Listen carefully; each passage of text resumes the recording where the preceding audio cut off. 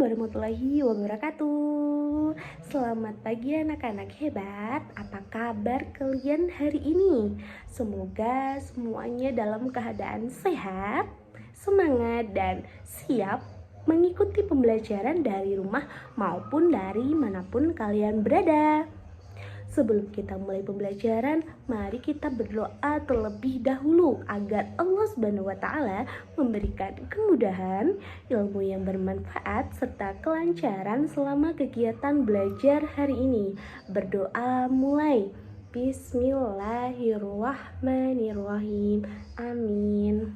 Alhamdulillah, terima kasih anak-anak. Ibu berharap kalian sudah menyiapkan buku, alat tulis, dan fokus mengikuti pembelajaran sampai selesai ya. Nah, sebelum masuk ke materi, Ibu ingin mengajak kalian memperhatikan lingkungan di sekitar rumah atau jalan yang sering kalian lewati. Pernahkah kalian melihat sepeda motor listrik? Menurut kalian, mengapa sekarang semakin banyak orang yang menggunakannya? Apakah itu memberikan manfaat bagi lingkungan atau justru ada dampak lain yang perlu kita ketahui? Coba pikirkan juga, mengapa anak-anak belum diperbolehkan mengendarai sepeda motor? Apa bisa terjadi jika seseorang tidak mematuhi aturan lalu lintas?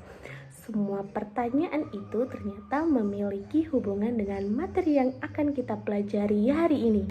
Pada pembelajaran kali ini, kita akan belajar mengenali kata penghubung sebab akibat melalui sebuah bacaan tentang fenomena sosial penggunaan sepeda motor listrik.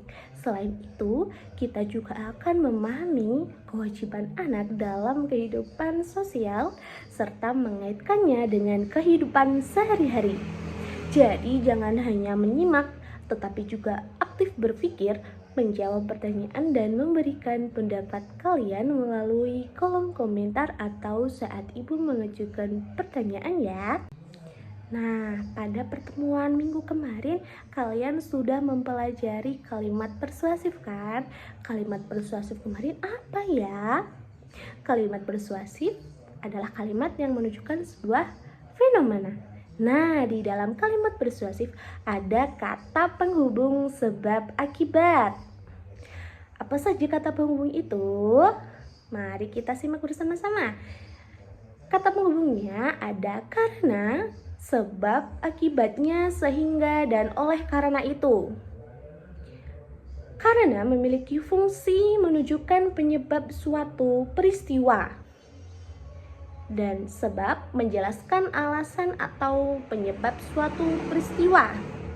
Kemudian akibatnya menunjukkan akibat atau hasil dari suatu peristiwa, sehingga menjelaskan dampak yang terjadi setelah suatu peristiwa. Dan oleh karena itu, menunjukkan kesimpulan atau akibat yang menjadi dasar tindakan berikutnya.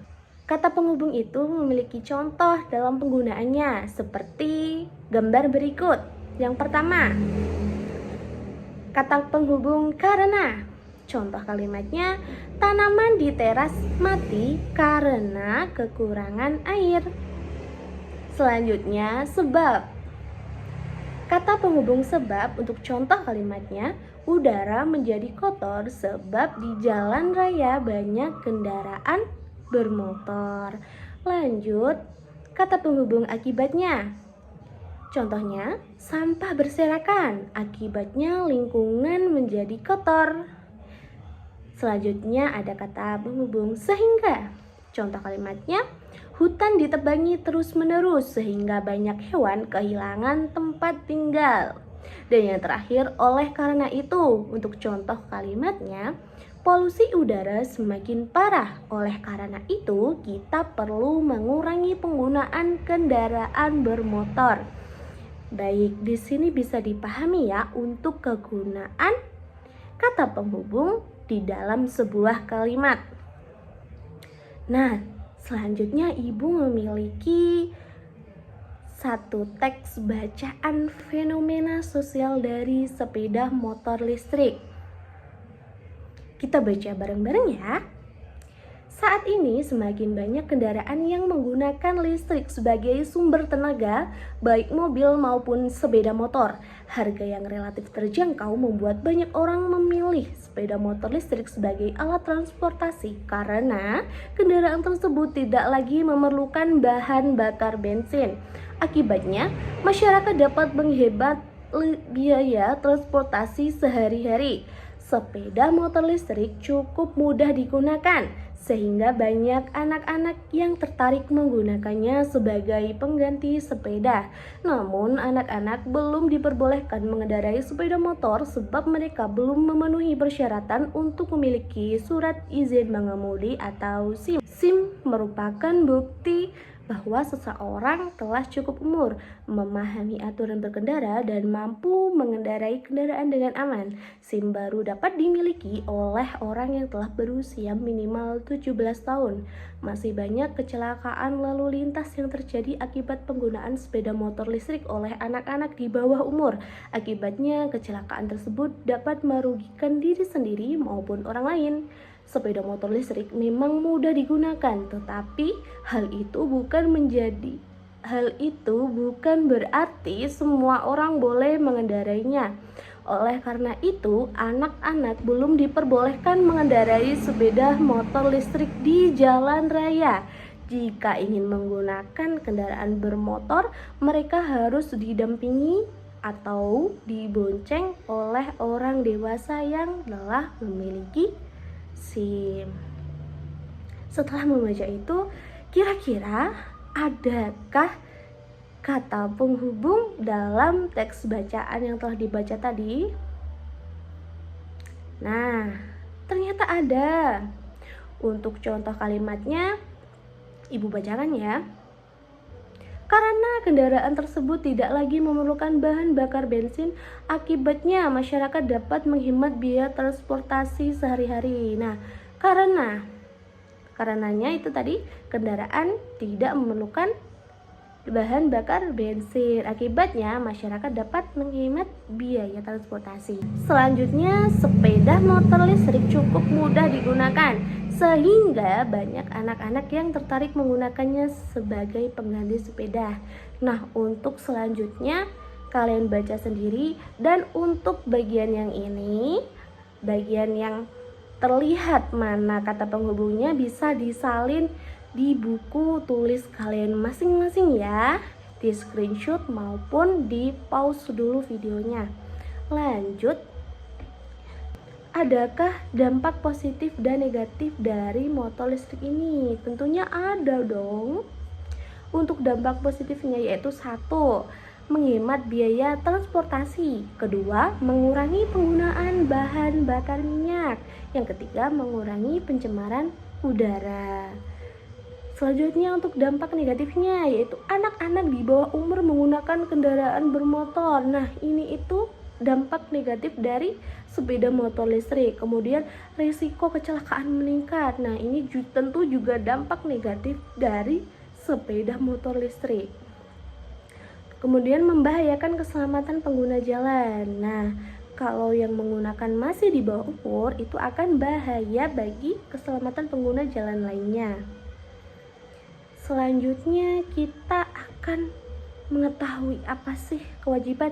Sebelum itu, Ibu sudah yakin kalian sudah tahu apa itu kewajiban. Kewajiban adalah sesuatu yang harus kita lakukan. Nah, di sini ada kewajiban kalian dan manfaat melaksanakan kewajiban tersebut. Kewajiban sebagai seorang anak itu ada 3, yaitu kewajiban di rumah seperti membantu orang tua, belajar dengan rajin, dan menjaga kebersihan rumah. Kemudian kewajiban di sekolah ada mematuhi tata tertib sekolah, menghormati guru dan teman, dan menjaga kebersihan kelas. Kemudian di masyarakat, menjaga ketertiban lingkungan, mematuhi aturan yang berlaku, dan menghormati pengguna jalan. Nah, ini juga ada kaitannya dengan penggunaan sepeda motor listrik tadi. Apabila setiap anak melaksanakan kewajibannya dengan baik, maka kehidupan menjadi lebih tertib, lingkungan menjadi aman dan nyaman, kecelakaan dapat dikurangi, dan hak orang lain tetap terlindungi. Nah, dari teks bacaan tentang fenomena sosial sepeda motor listrik tadi, kalian bisa menuliskan kewajiban kalian dalam berkendara dan manfaat melaksanakan kewajibannya. Untuk formatnya, untuk cara menulisnya ada di gambar samping ibu. Nah, itu ada kolom-kolom yang harus kalian salin ke buku tulis. Jangan lupa tugasnya ini dikerjakan dan tugas mandiri di halaman 52 ya. Untuk pengumpulan tugasnya yaitu di minggu depan. Baik, sekian dari ibu. Semoga materi yang kalian dapat hari ini bermanfaat. Apabila ada yang masih dibingungkan bisa ditanyakan di kolom komentar. Jangan lupa jaga kesehatan. Wassalamualaikum warahmatullahi wabarakatuh.